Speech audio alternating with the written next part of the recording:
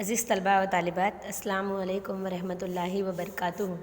हमारा 11वां चैप्टर चल रहा है और 11वें चैप्टर में हम इससे पहले 2 हिस्से देख चुके थे। आज हम इसका तीसरा हिस्सा देखेंगे। तीसरे हिस्से में आज हम जिस टॉपिक की बात करने वाले हैं, हमारे उस टॉपिक का नाम है ग्राहकनी जवाबदारियों। जैसे हमने ग्राहक के राइट्स देखे कि वह उन्हें कौन कौन से हक मिले हुए हैं, तो उनकी रिस्पॉन्सिबिलिटी भी तो कुछ बनती है ना, उनकी जिम्मेदारियां भी तो कुछ बनती है, हमारी जिम्मेदारियां भी तो कुछ बनती है। तो अब हमें ये देखना है कि एज अ कस्टमर कि अगर हमें कुछ हुकूक मिले हुए हैं तो हमें हमारी जिम्मेदारियों को भी पूरा करना है। और वो जिम्मेदारियां कौन कौन सी हैं, आज हम उसकी बात करेंगे। देखो, जो कंज्यूमर प्रोटेक्शन बिल है ये 2018 का है और 2018 में हम कौन कौन सी रिस्पॉन्सिबिलिटीज़ की बात हुई हैं वो आज देखते हैं। तो चलिए फटाफट से हमारा टॉपिक हम स्टार्ट करते हैं। तो सबसे पहली जिम्मेदारी अगर है कंज्यूमर की, कस्टमर की कोई, तो वो है अधिकारों सभानपणे उपयोग, यानी जो अपने हक है, अपने हक के लिए बेदार होना चाहिए कस्टमर, क्योंकि हमको बहुत सारे अधिकार यानी बहुत सारे हुकूक मिले हुए हैं कायदे के ज़रिए। तो हमें इन हुकूकों का कैसे इस्तेमाल करना है, हमें इसकी सारी की सारी मालूमात होना बहुत ज़्यादा ज़रूरी है। उसके बाद हमारा दूसरा टॉपिक आता है खोटी जाहिरातों थी सावधान। बहुत बार क्या होता है कि जो पैदावार करने वाले होते हैं या जो वितरक होते हैं, जो माल बेचने वाले होते हैं, वो क्या करते हैं कि इतना बढ़ा चढ़ा कर बताते हैं अपनी बात को अपने एडवर्टाइजमेंट के अंदर कि हमको कभी कभी वो बात सही लगने लगती है, कभी कभी तो क्या ज़्यादातर हमको बात सही लगने लगती है। फॉर एग्ज़ाम्पल, जैसे आपने किसी कोल्ड ड्रिंक की ऐड देखी होंगी या किसी कैडबरी की ऐड देखी होंगी कि इसको पीते ही या इसको खाते ही आपके अंदर ग्लूकोज आ जाएगा या आपके अंदर बहुत ज़्यादा एनर्जी आ जाएगी। तो ऐसा नहीं होता है। ऐसे कौन सी कोल्ड ड्रिंक है कि जिसको पी लिया आपने और तुरंत आपके अंदर एनर्जी आ जाएगी? तो ऐसा नहीं होता है। तो हमको इन बातों का जो ध्यान है वो हमें खुद को रखना है कि क्या सही है हमारे लिए। इसके बाद तीसरा टॉपिक है खरीदी वक्त है सावधानी, कि हमेशा से कहा जाता है कि खरीदना रहे सावध रहे हो, यानी जो खरीदने वाला है उसने हमेशा कैसा रहना चाहिए, सावधान रहना चाहिए। कैसे सावधान रहना चाहिए? जब हम किसी प्रोडक्ट को खरीद रहे हैं तो उसके ऊपर उस कंपनी का नाम देखो, उसका एड्रेस देखो, उसकी क्वालिटी देखो, उसका स्टॉक देखो, उसको कैसे इस्तेमाल करना है वो देखो, उसकी एक्सपायरी डेट क्या है वो देखो, उसमें इंग्रेडिएंट्स कौन कौन से मिले हैं वो देखो, उसकी मैन्युफैक्चरिंग डेट क्या है वो देखो, उसका वज़न, उसकी गारंटी, उसकी वारंटी और उसमें शर्तें कौन कौन सी लिखी हुई है, ये सारी चीज़ें हमको देखनी चाहिए एज अ कस्टमर। क्योंकि भले अगर हमें, चलिए मान लीजिए कि हमें जो नुकसान होता है उसके पैसे मिल भी जाए, लेकिन फिर भी परेशानी तो हमको उठानी ही होगी ना। तो बेटर है कि हम जिस चीज़ को खरीद रहे हैं उसके लिए हम बिल्कुल बेदार रहें। उसके बाद आता है बिल माटे आग्रह, कि हम जब किसी भी चीज़ को खरीद रहे हैं तो हमें एक बात का ध्यान रखना है कि हम बिल कंपलसरी लें। क्यों बिल कंपलसरी लें? क्योंकि जब हम ग्राहक सुरक्षा फोरम में अगर हमारी कंप्लेन लिखाने के लिए जाएंगे, हमारी फरियाद लिखाने के लिए जाएंगे, तो वहाँ पर पुरावे के तौर पर बराबर हमें किसकी ज़रूरत पड़ेगी? बिल की ज़रूरत पड़ेगी, क्योंकि बिल वहाँ पर रखना फिर कंपलसरी होता है। क्योंकि आपके पास कोई प्रूफ भी तो होना चाहिए कि आपने इस कंपनी के पास से ये चीज़ खरीदी है। तो वो प्रूफ क्या है? वो प्रूफ वो बिल है, और इसलिए हमको उस बिल को बिल्कुल संभाल कर रखना है। इसके बाद आता है गुणवत्ता माटे विशेष आग्रह। हमको हमेशा पैसे को अहमियत नहीं देनी चाहिए कि हमको सस्ता माल कहाँ से मिलेगा, सस्ता माल कहाँ से मिलेगा। नहीं, ऐसा नहीं है।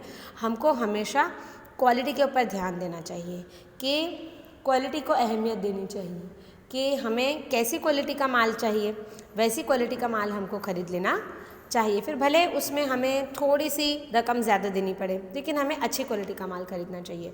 साची फरियादनी नोंदणी, अगर सच में हमारे साथ कुछ गलत हुआ है, अगर सच में हमको ख़राब माल दे दिया गया है, तो अगर हम सच्चे हैं तो हमें हमारे जो फरियाद है उसका रजिस्ट्रेशन करना चाहिए, उसका दाखिला करवाना चाहिए। क्यों? क्योंकि हमको कायदे के ज़रिए ये हुकूक मिला हुआ है और हमको उसका इस्तेमाल करना चाहिए।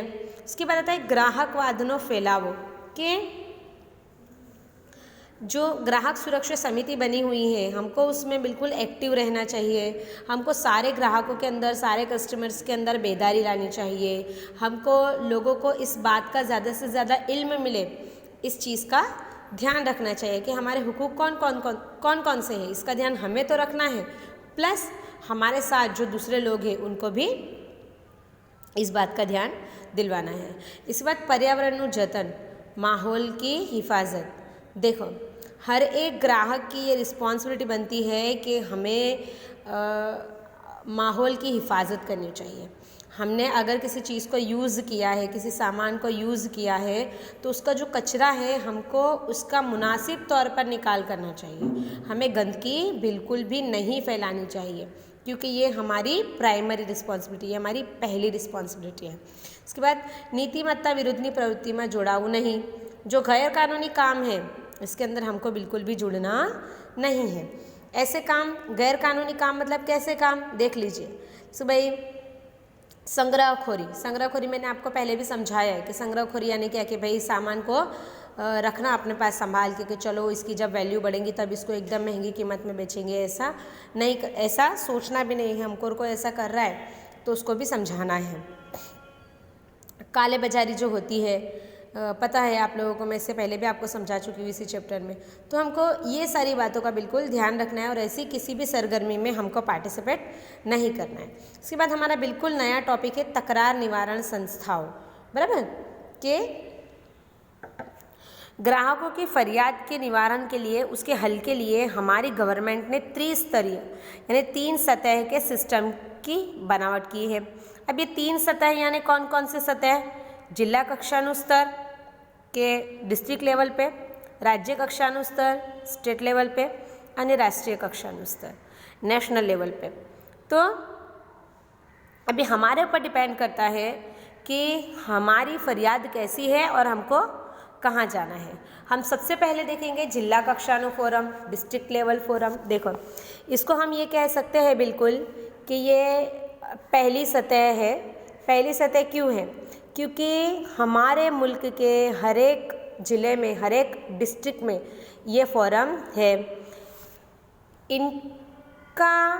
इनकी तश्कील कौन करता है? हमारी राज्य सरकार यानी कि स्टेट गवर्नमेंट करती है। इसमें एक प्रमुख होता है और उनके साथ 2 अफराद होते हैं। इसी तरह टोटल 3 लोग होते हैं।